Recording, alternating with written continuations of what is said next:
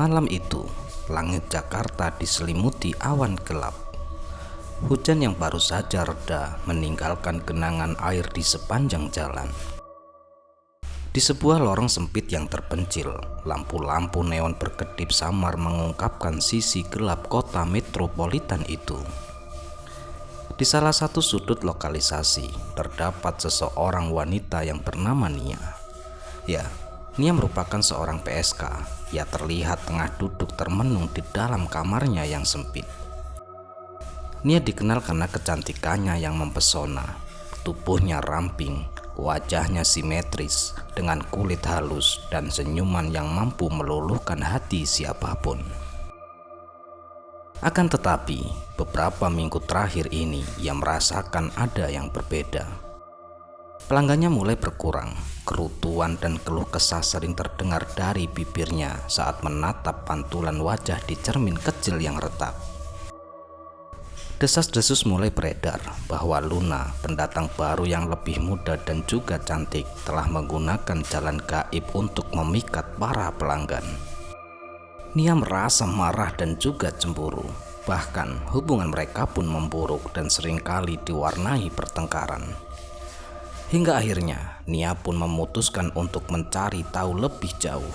Dengan rasa penasaran yang menggelitik, ia pun memulai menyelidiki gosip tentang Luna. Malam-malam panjang dihabiskannya untuk mencari informasi. Hingga akhirnya dia mendengar tentang seorang dukun yang dikenal dengan ilmu pemikatnya. Dukun itu dipanggil dengan nama sebutan Mbah Wiro yang tinggal di pinggiran sebuah kota yang ada di daerah Jawa Barat.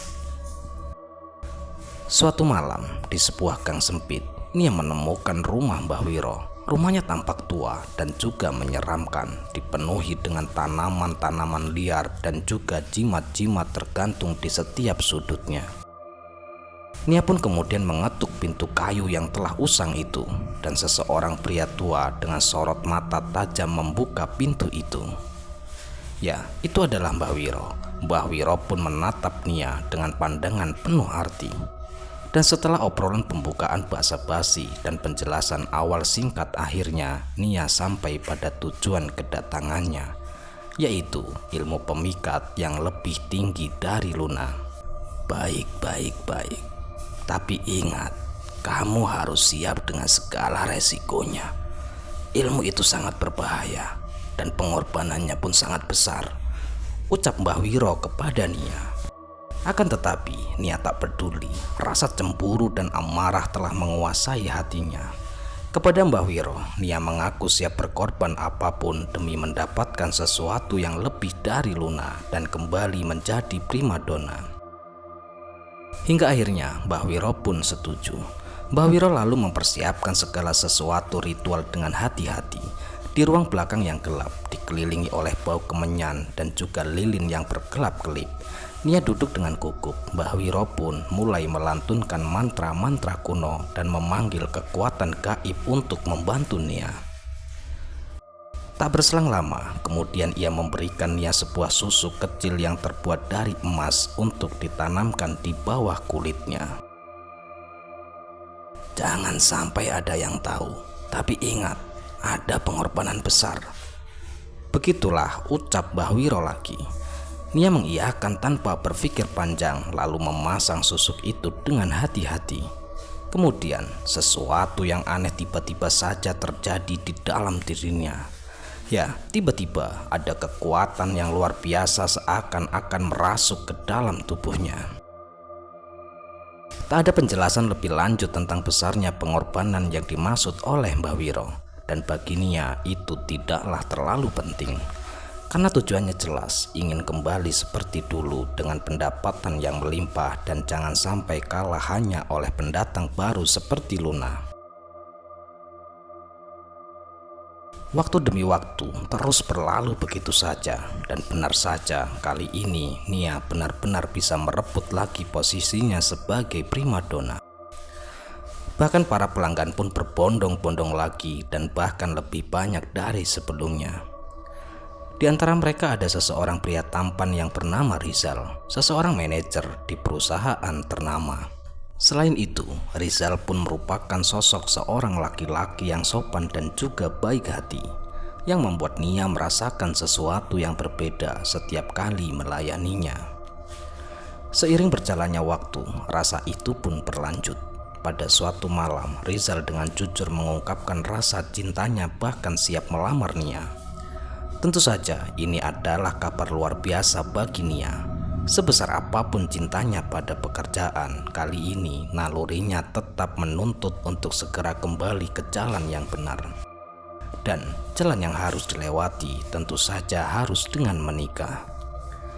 Singkat cerita, Rizal pun melamar Nia, akan tetapi ia meminta agar mereka menikah siri terlebih dahulu dengan janji akan membuat resepsi besar suatu saat nanti. Nia pun setuju dan pada akhirnya mereka pun menikah. Dalam suasana sederhana, Rizal juga mencarikan satu rumah kontrakan untuk mereka berdua. Lagi-lagi disertai janji bahwa beberapa bulan lagi ada rumah baru yang sudah disiapkan. Namun saat ini sedang dalam proses pembangunan. Ada kebahagiaan luar biasa di hati Nia. Walau diawali dengan nikah siri, namun dia berhasil keluar dari jalan hina sebagai seorang PSK dan siap menyambut hidup normal sebagaimana wanita pada umumnya. Akan tetapi, di malam pertama pernikahan mereka, Nia merasakan sesuatu yang sangat aneh. Kamar yang biasanya terasa hangat, kini tiba-tiba terasa dingin dan juga menakutkan saat Rizal mendekatinya. Ya, Nia merasakan ada yang berbeda. Wajahnya tetap sama, namun sentuhannya terasa dingin dan tidak bernyawa. Tubuhnya gemetar, matanya terbelalak dalam ketakutan, namun dia tak mampu bersuara. Entahlah pikirannya tak mampu menerjemahkan apa yang telah terjadi. Yang jelas malam itu bersama Rizal terasa begitu menakutkan. Malam itu terasa panjang, bahkan Nia pun merasakan sesuatu yang tidak kasat mata sedang mengawasi dan membuat bulu kuduknya meremang. Pagi harinya, yang ditemukannya hanyalah bayangan-bayangan kelam yang menyelimuti kamar. Dengan rasa penasaran yang membakar, Nia pun pergi ke kantor Rizal. Namun dia dikejutkan oleh sebuah kabar bahwa Rizal sedang berada di luar pulau selama beberapa hari terakhir. Seketika, Nia pun merasakan dunia ini seakan-akan runtuh. Bagaimana mungkin dan lalu siapa yang bersamanya tadi malam? Nia kembali ke rumah kontrakan dengan perasaan cemas. 2 hari kemudian, kabar mengejutkan kembali datang kepadanya. Ya, Rizal telah meninggal dalam kecelakaan tragis. Kendaraan yang ditumpangi Rizal ditabrak sebuah truk dari belakang dan memicu kecelakaan beruntun.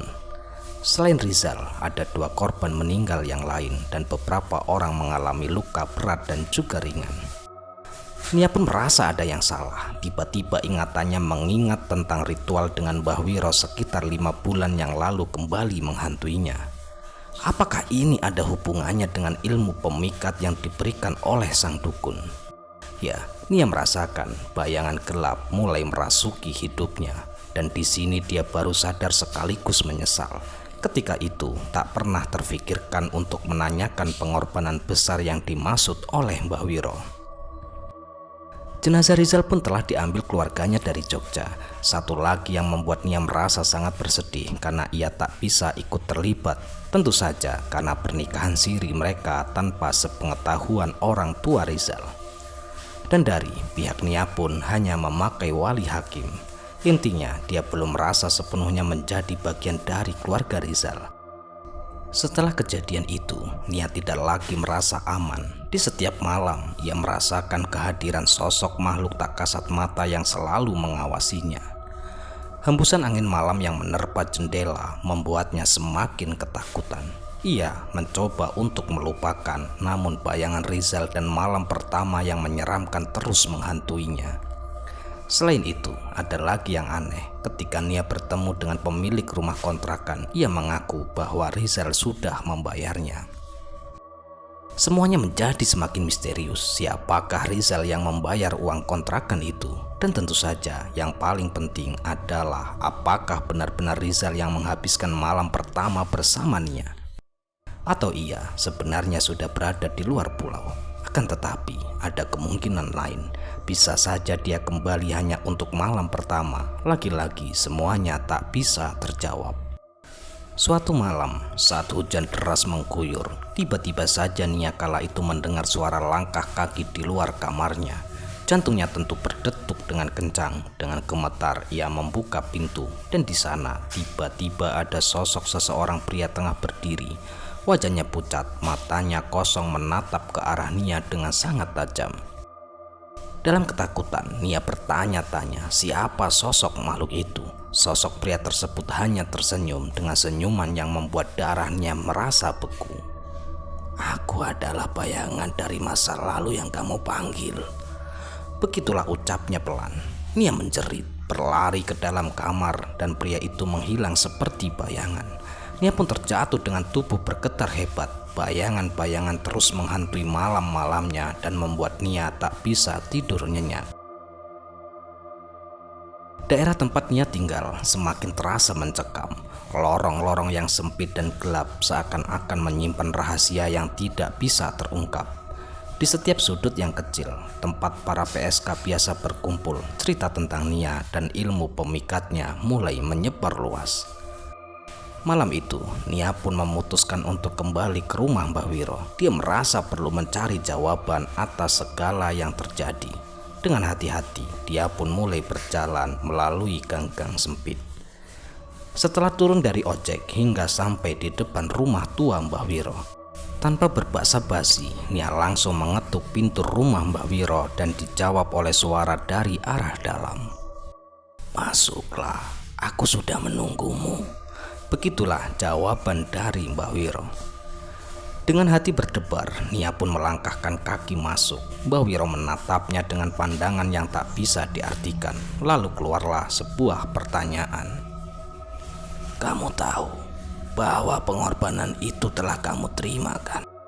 Mendengarkan hal itu, tiba-tiba saja ada sebuah hantaman besar yang terasa datang. Apakah ini berarti ada hubungannya dengan Rizal? Nia pun mengangguk pelan dan lalu menanyakan apakah semua ini ada hubungannya dengan susuk itu. Mbah Wiro tersenyum tipis dan lalu mengatakan bahwa setiap kekuatan memang memiliki harga. "Kamu sudah memanggil sesuatu yang lebih besar dari yang bisa dibayangkannya. Rizal itu bukanlah Rizal yang asli. Itu adalah bayangan dan makhluk gaib yang dikirim untuk memenuhi hasratnya. Dan harga yang harus dibayar adalah kehilangan Rizal yang sebenarnya."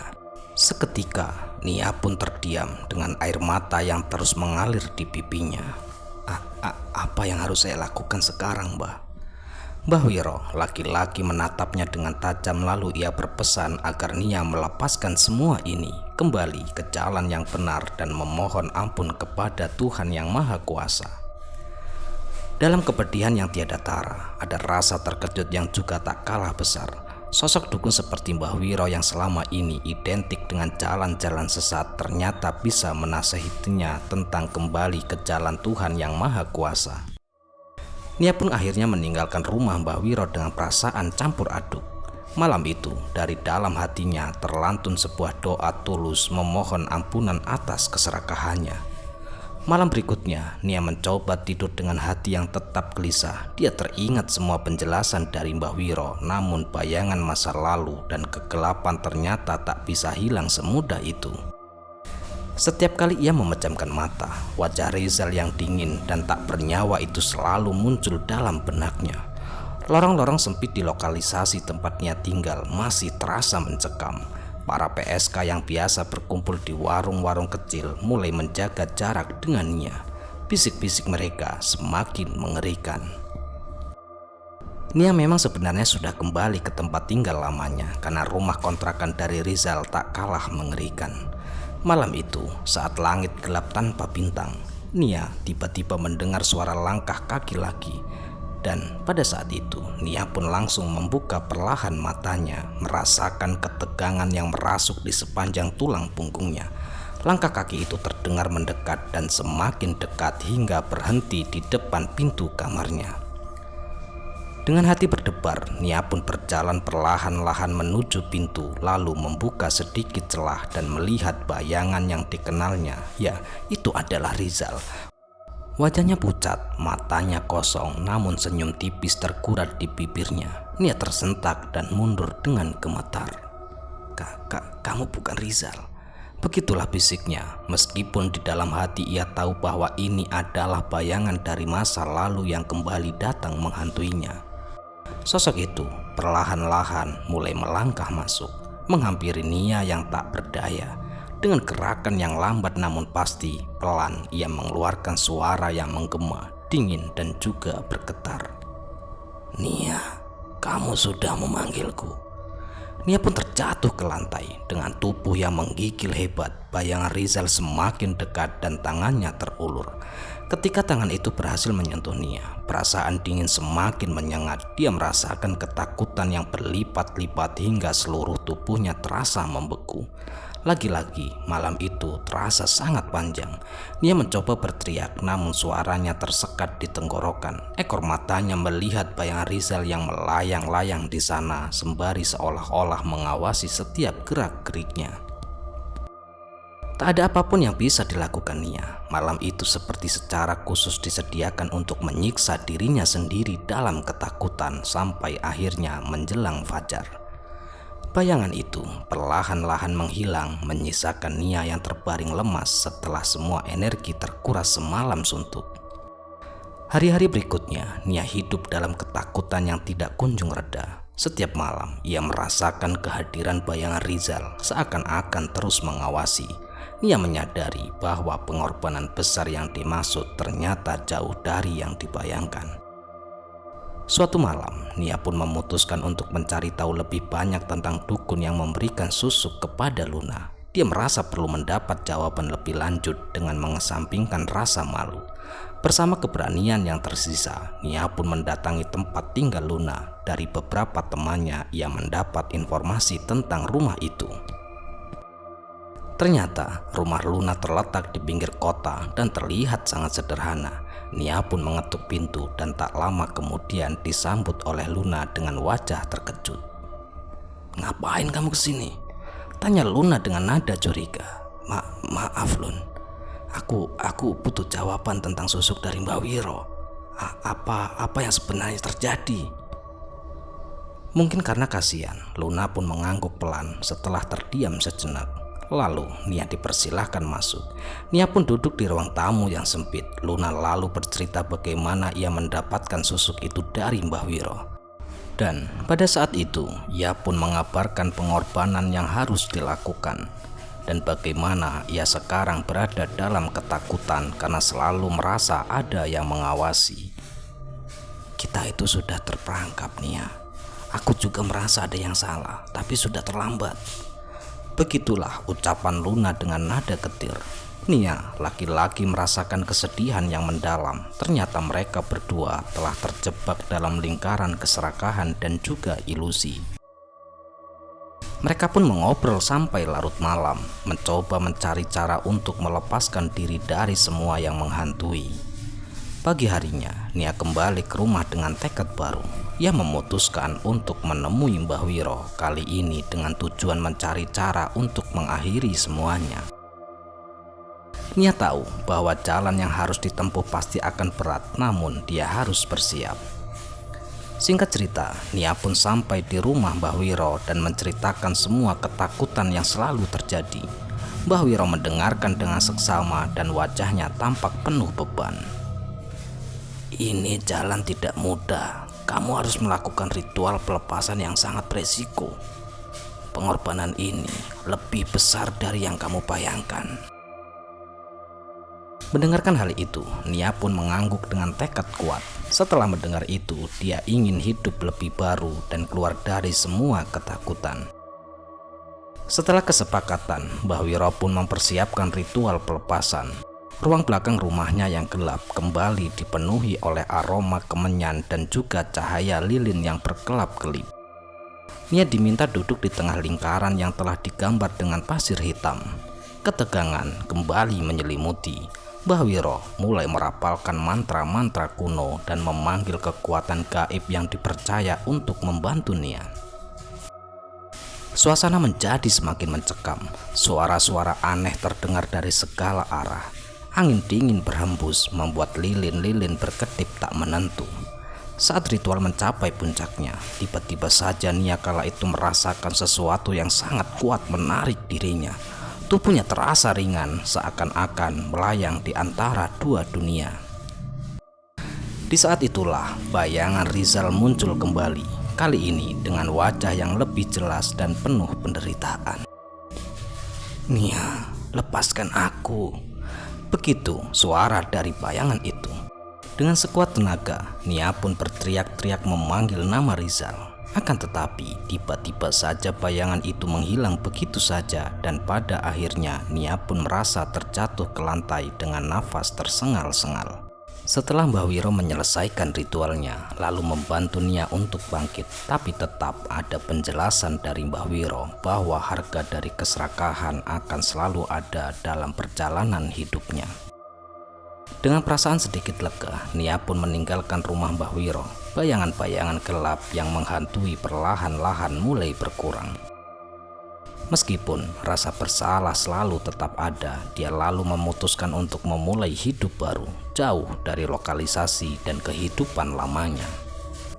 Langkah pertama adalah dia mencari tempat kos baru dengan mengandalkan sisa tabungannya, dan dia berusaha keluar dari kehidupan lamanya yang telah dijalani selama 4 tahun terakhir ini. Walau tak yakin itu adalah uang halal, minimal ia tak ingin menambah jalan sesat lagi. Akan tetapi setiap kali malam tiba, Nia selalu teringat pada bayangan Rizal. Mungkin bayangan itu akan selalu menghantui hidupnya, sebagai pengingat akan bahaya keserakahan serta pentingnya iman. Malam itu, Nia merasa sedikit lega untuk pertama kali dalam waktu yang cukup lama. Hanya saja ada rasa waspada yang terus menggelayut. Lalu, ia pun memutuskan untuk meninggalkan kota dan mencari kehidupan baru di desa yang jauh dari kenangan buruknya. Setelah beberapa minggu mencari, Nia pun akhirnya menemukan sebuah desa kecil yang berada di sebuah kaki gunung dengan suasana tenang dan juga damai. Para penduduk desa menyambutnya penuh dengan ramah. Nia pun mulai bekerja sebagai seorang penjual makanan kecil di pasar. Kehidupan barunya memang sederhana, namun ia merasa jauh lebih tenang. Akan tetapi, ketenangan itu tidak berlangsung lama. Suatu malam, saat Nia sedang membersihkan warung kecilnya, tiba-tiba saja terasa udara di sekitar berubah menjadi dingin. Hembusan angin yang aneh membuat lilin-lilin di warungnya berkedap-kedip. Nia merasakan ketegangan yang rasanya tidak asing lagi. Ya, ia lalu berusaha meyakinkan diri bahwa semua itu hanyalah halusinasi. Akan tetapi, suara langkah kaki yang samar-samar terdengar membuatnya tertegun. Langkah kaki itu semakin dekat dan tiba-tiba sesosok yang sangat dikenalnya muncul di pintu warungnya. Rizal dengan mata yang kosong dan wajah yang pucat tengah berdiri di sana. Lalu dengan suara menggelegar, sosok itu mengatakan bahwa Nia tak mungkin bisa lari. Nia pun terjatuh dengan tubuh bergetar hebat. Apa yang kamu mau? Aku sudah berusaha melepaskan semuanya." Suara kalimat Nia bercampur dengan tangis. Sosok Rizal mendekat dengan tatapan tajam dan mengancam. Lalu, lagi dan lagi meluncurlah kalimat yang menakutkan bahwa pengorbanan Nia selama ini belum cukup dan harga dari keserakahan lebih besar dari yang dibayangkan. Nia pun mencoba bangkit dan melarikan diri, namun tubuhnya seakan-akan terkunci di tempat itu. Rizal kemudian melangkah semakin dekat, dan saat jarak mereka hanya beberapa inci, wajahnya seketika berubah menjadi sesosok yang menyeramkan. Ya, wajah sosok itu penuh dengan luka yang menganga yang sangat mengerikan. "Aku adalah bayangan dari dosamu. Kamu tak akan bisa lari dariku, Nia." Sosok itu berbisik dengan suara yang lagi-lagi sangat menakutkan. Dalam ketakutan yang memuncak, Nia pun berteriak sekuat tenaga dan tiba-tiba semuanya menjadi gelap gulita. Begitu Nia membuka mata, ternyata ia terbaring di tempat tidur kecil di rumah seseorang. Ternyata rumah itu adalah rumah Mbak Ratih yang merupakan seorang dukun desa. Dan waktu itu Mbak Ratih menatap Nia dengan penuh keteduhan. Lalu Mbak Ratih dengan suara lembut mengucapkan sesuatu yang juga menyejukkan, bahwa Nia sebenarnya telah melakukan ritual pelepasan. Walau sebenarnya itu tidaklah cukup, hanya saja Mbah Ratih mengaku siap untuk berusaha membantu. Dan pada saat itu Nia pun merasakan air matanya mengalir di pipinya. Mbah Ratih pun yang terlihat begitu bijak lalu memberinya nasihat bahwa yang harus dilakukan adalah terus memperbaiki diri dan tidak boleh lupa untuk menjaga hubungan baik dengan Yang Maha Kuasa. Malam itu Nia dipersilahkan menginap di rumah Mbak Ratih. Juga diceritakan bahwa tadi beberapa tetangga terkejut ketika melihat Nia yang pingsan. Kemudian mereka segera membawa ke rumah Mbak Ratih. Setelah obrolan yang cukup lama itu, Nia pun akhirnya disuruh tidur. Akan tetapi lagi-lagi ia mengalami sesuatu yang sangat menakutkan. Tiba-tiba ia merasa bangkit dari tidurnya, lalu ada sesosok laki-laki yang menatap Nia dengan tajam. Hanya saja perlahan-lahan wajahnya terlihat melunak. Tak ada apapun yang diucapkan oleh sosok itu. Akan tetapi firasat Nia mengatakan ada hasil yang telah dicapainya. Sosok yang ternyata berwajah Rizal itu lalu menghilang meninggalkan Nia yang terisak di lantai. Mbah Ratih lagi dan lagi menghampiri dan kemudian memeluknya dengan penuh kasih. Lalu sebuah mukena diulurkan oleh Mbah Ratih. Mbah Ratih pun berbicara dengan sangat lembut, mengatakan bahwa Nia harus segera kembali ke jalan yang benar. Ada kelegaan dan juga keteduhan yang menggelayut di pikiran dan sekujur tubuh Nia. Keesokan harinya Nia pun bangun dengan perasaan yang berbeda. Beban yang selama ini menekan terasa perlahan-lahan menghilang. Semuanya menjadi lebih ringan, seolah-olah awan gelap yang selalu mengikuti telah pergi entah kemana. Nia tahu bahwa hidupnya tak akan pernah sama, namun dia siap untuk menjalani semuanya dengan penuh kesadaran akan kesalahan masa lalu dan keinginan untuk memperbaiki diri. Hanya saja bayangan-bayangan selalu kembali, terutama tentang ingatan masa-masa lalunya, mulai dari kehidupan yang sulit setelah bapaknya meninggal sampai masa remaja yang penuh penderitaan, dan pada akhirnya dia harus terjebak dalam dunia malam yang penuh kehinaan. Ada tekad yang kuat di hatinya akan berusaha mencari kehidupan yang baik, dan kelak jika waktunya telah tiba dia akan pulang ke kampung halaman dan hidup bersama ibu dan juga adik satu-satunya. Namun entahlah dengan kondisi sekotor ini kemanakah arah kehidupan akan berjalan. Akan tetapi ada satu hal yang diyakini oleh Nia. Sehina apapun dirinya, ada Tuhan yang Maha Pengampun dan akan selalu ada di setiap kali kita bersimpuh dan memohon jalan terbaik.